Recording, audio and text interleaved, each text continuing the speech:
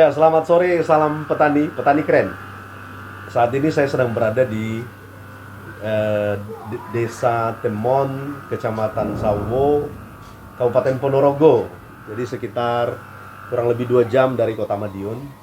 Ini tepatnya hari Jumat, tanggal 18 September 2020. Ini sudah menunjukkan pukul 17.37. Nah, saat ini saya sedang bersama dengan petani porang kreatif Mas Andri Jatmiko. Iya. Ya Mas ya? Iya, betul. Jadi kalau di YouTube bisa dicari nama YouTube-nya Petani Porang Kreatif.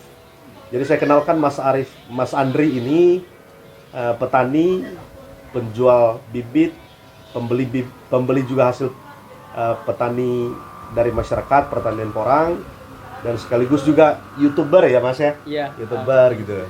Nah Mas Andri, Iya, Pak. kami ini kan jauh ya dari Gunung Sitoli, Sumatera Iya. Utara ya, Iya. Pulau Nias. Iya. Jauh kami untuk mencari Mas Andri di sini gitu loh ya kan. Iya. Karena kami kenal di YouTube sebagai petani porang sekaligus menjual bibit di sini. Iya, betul. Nah, Mas Andri bisa diceritakan kepada kita kapan mulai Mas bertani porang? Iya. Nah, silakan Mas. Jadi begini, Pak. Jadi saya untuk porang, untuk tanaman porang, khususnya porang itu sebetulnya saya tahu porang itu sudah dari kecil ya. Jadi di tempat saya di Ponorogo itu sejak saya masih SD itu sekitar tahun 2004. Jadi tahun 2004 2005 pada waktu itu saya sudah tahu namanya tanaman porang. Porang ya. Nah, tapi pada waktu itu di sini saya lihat itu belum dibudidayakan. Belum dibudidayakan, masih hutan ya Mas? Masih hutan. Jadi ada di sini itu kawasan pegunungan kan. Nah, itu di lereng-lereng gunung, kemudian di pinggir-pinggir sungai. Nah, itu tanaman porang itu masih tumbuh liar dan itu gitu. banyak. Banyak ya. Nah, itu yang waktu itu saya tahu seperti di pinggir. Sejak dibudidayakan kapan Mas? Sejak dibudidayakan kalau untuk di wilayah sini itu mulai banyak itu sekitar 4 tahun 5 tahun ke belakang. Itu mulai gitu. Banyaknya di tahun itu. Tapi jadi memang pada awalnya adalah tanaman liar ya, tanaman liar.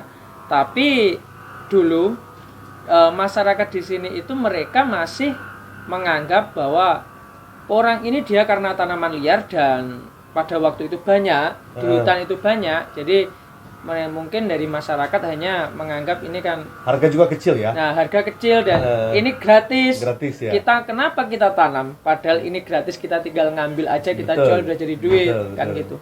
Ternyata makin lama kebutuhan porang ini untuk kebutuhan ekspor dia semakin tinggi semakin banyak.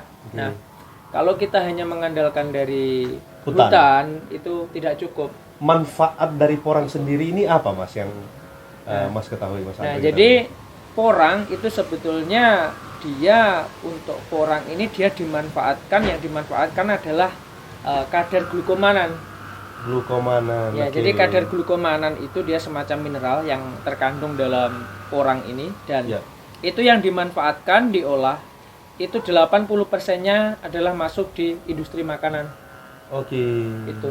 Jadi porang ini untuk pasar ekspor itu dimanfaatkan untuk makanan. Seperti kalau yang familiar, yang paling banyak beredar itu yang familiar itu adalah shirataki dan konnyaku.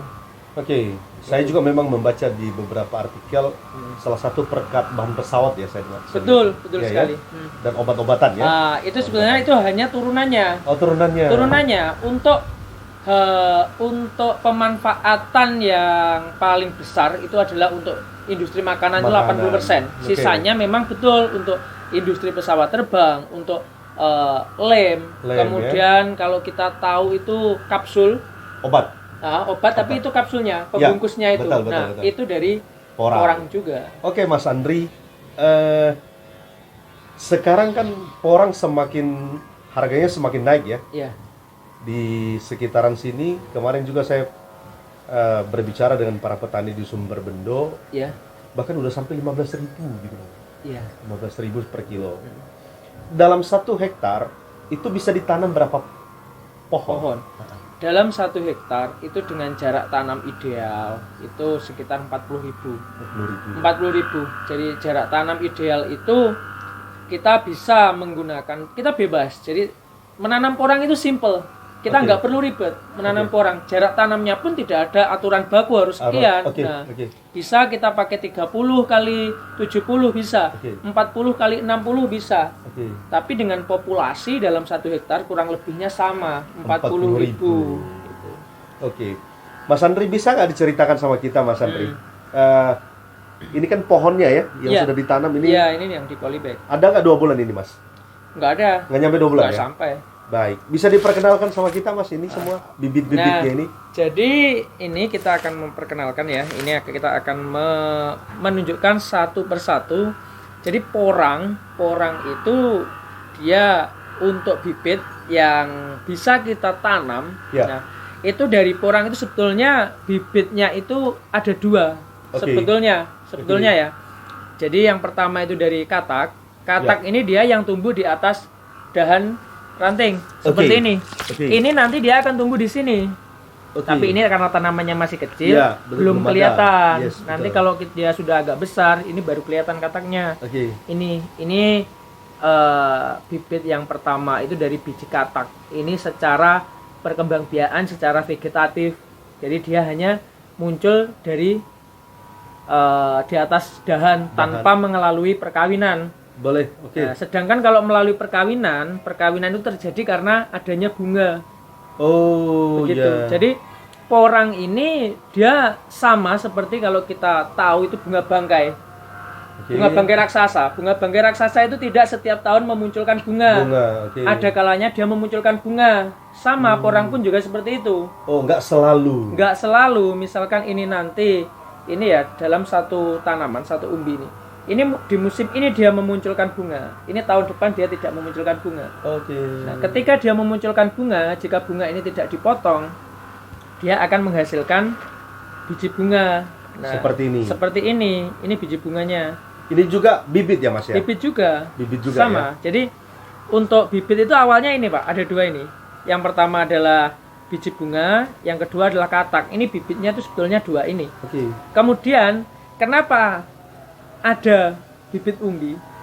Umbi itu sebenarnya bukan bibit, tapi ini hanya untuk proses pembesaran saja. Oke, yang dihasilkan dari katak Yang itu dihasilkan ya? dari katak ataupun dari bunga. Oke. Jadi katak atau bunga ini ketika kita tanam itu usia 1 musim, itu nanti dia akan menghasilkan umbi di dalam tanah. Nah, umbi ini bisa kita tanam kembali untuk istilahnya lebih cepat pembesarannya karena dia sudah melewati 1 musim. Oke. Itu kalau di katak ya, Mas ya? Ya. Ini juga pohonnya kan dari katak ya, dari situ ya? Iya. Itu jika kataknya, bibitnya dari katak seperti itu, bagaimana proses pertumbuhannya ya? Yang kita kenal di Jawa ini ada musim, ada 1 musim, 2 musim. Bisa nggak dijelaskan ini, Mas? Bisa. Jadi yang dimaksud 1 musim, 2 musim itu artinya begini.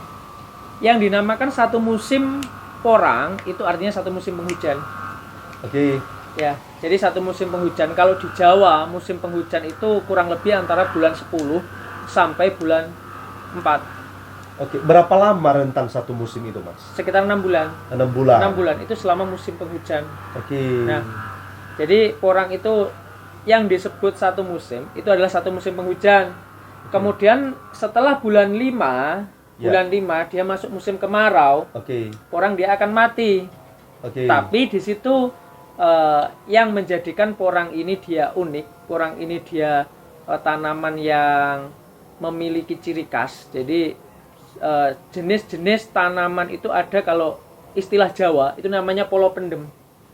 Itu istilah Jawa. Oke. Itu dia hanya hidup di musim penghujan. Oke. Kemudian ketika bulan 5 dia akan ripah atau dorman. Dorman, mati ya? Mati, tapi yang mati hanya batangnya. Batangnya. Itu yang membuat dia unik.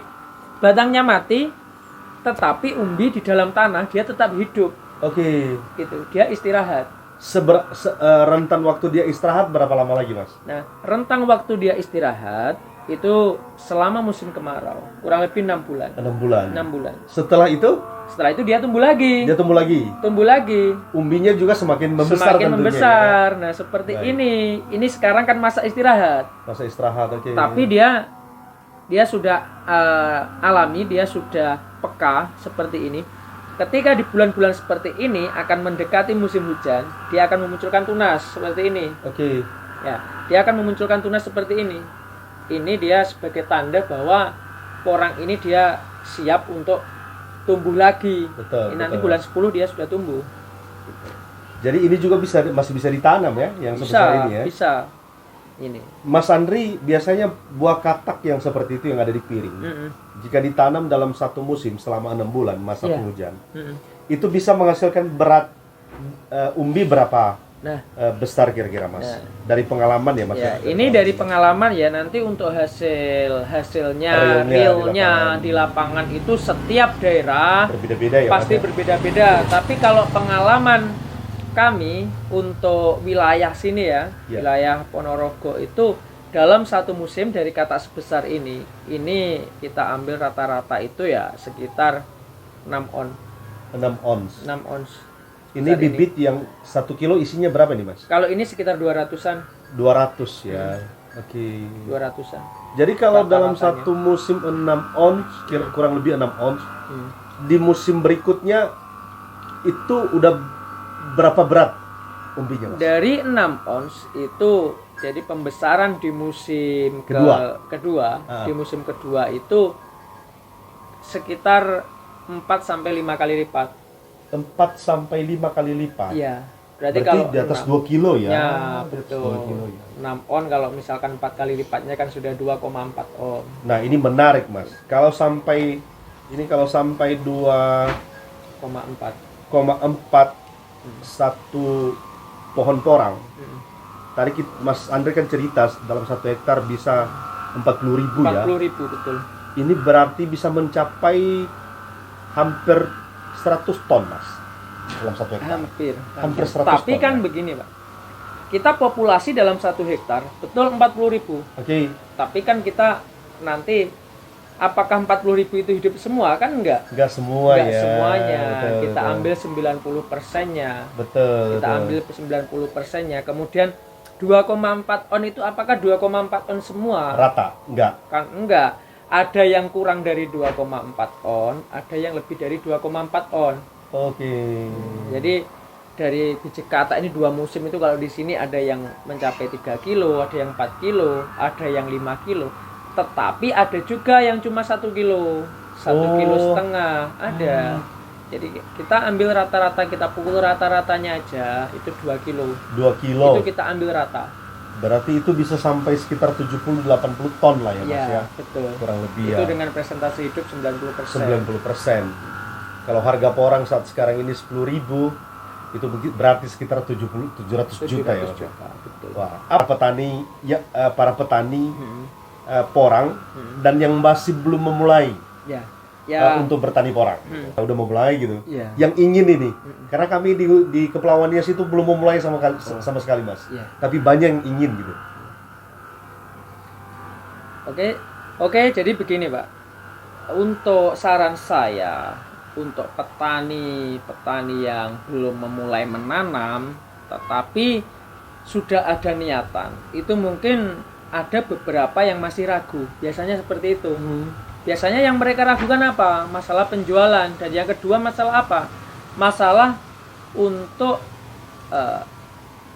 porang itu apakah untuk prediksi berapa tahun ke depan, mungkin 2 tahun, 3 tahun ke depan, itu apakah harganya akan tetap stabil? Ya. Apakah porang ini dia akan selamanya laku atau hanya tren sesaat? Itu Ya. yang biasanya menjadikan keraguan untuk Yes, petani pemula di betul, situ. betul. Jadi saran saya untuk petani pemula itu ya jangan ragu untuk menanam porang. Kenapa? Karena kita sudah tahu, tadi sudah kita jelaskan juga, kita sudah sharing bahwasanya porang ini adalah dia dimanfaatkan 80%-nya adalah untuk industri makanan dan itu untuk pasar ekspor. dan pasarnya itu dunia kita, tidak hanya di Indonesia saja. Ya. Itu. Dan kenapa porang ini dia akan tetap laku? Karena yang pertama adalah memang pasarnya itu kebutuhannya dunia, bukan hanya Asia saja, tetapi juga merambah ke Amerika dan juga Eropa. Ya. Dan porang ini dia adalah endemik dari tanaman endemik Indonesia. Dia hanya hidup di iklim tropis. Tropis ya. Jadi tidak semua negara bisa itu hidup. bisa untuk membudidayakan porang, hanya negara yang beriklim tropis seperti Indonesia. Makanya dari situ yang harus kita perhatikan. Kemudian untuk petani yang baru akan memulai tanam, itu yang perlu kita perhatikan adalah untuk tanaman porang ini sebaiknya kita hanya menggunakan pupuk organik. Saran saya itu. Dalam satu musim Mas Andri berapa kali dipupuk organik? Kompos itu berapa kali Ya, dikasih? jadi dalam satu musim itu kurang lebih saya melakukan pemupukan itu 3 kali. 3 kali ya. 3 kali. Di awal tanam, Di awal tanam.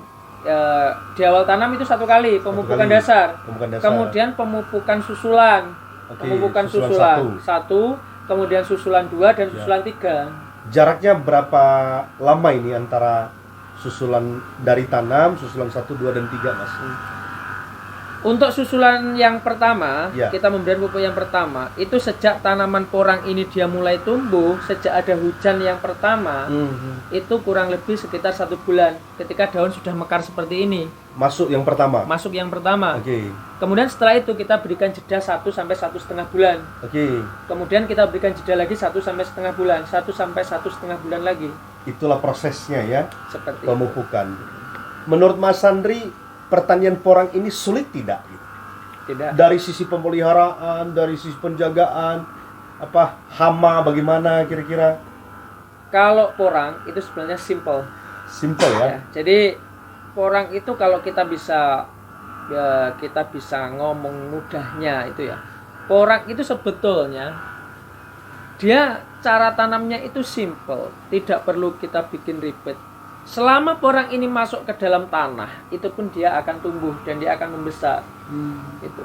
Sekarang logikanya dulu ketika tanaman ini masih liar di hutan, Ya, betul. itu tidak ada yang membuat Memelihara. gundukan, membuat gundukan, Yes. kemudian memberikan pupuk, kemudian yang menimbun tanah kan nggak ada. Tapi Ya. dia sudah alami, dia Hidup dia dengan dan dia keadaan bisa itu. membesar dengan keadaan yang Betul. seperti itu. Gitu. Makanya Wah. dia bisa dibilang mudah. Ini pertemuan yang singkat, walaupun tidak lama, tetapi kemudian ini menjadi sebuah pembelajaran ya, pengalaman baru untuk para petani porang ke depan. Tentu pada saat kesempatan ini kami sangat berterima kasih Mas Andri. Iya, sama-sama. Kita sudah bisa bertemu walaupun menunggu beberapa lama dengan jangkauan yang jarak Iya. yang sangat jauh. Iya. Tetapi kami sangat senang tiba di sini dan dapat pengalaman langsung. Dan semoga kemudian kami bisa membagikan ini kepada masyarakat kita, khususnya di Kota Gunung Sitoli dan Kepulauan Nias, supaya kemudian di sana juga bisa ditanam porang. Ya Mas Amin. ya? Amin. Ya. Terima kasih Mas. Ya, terima kasih kembali. Salam petani, petani keren.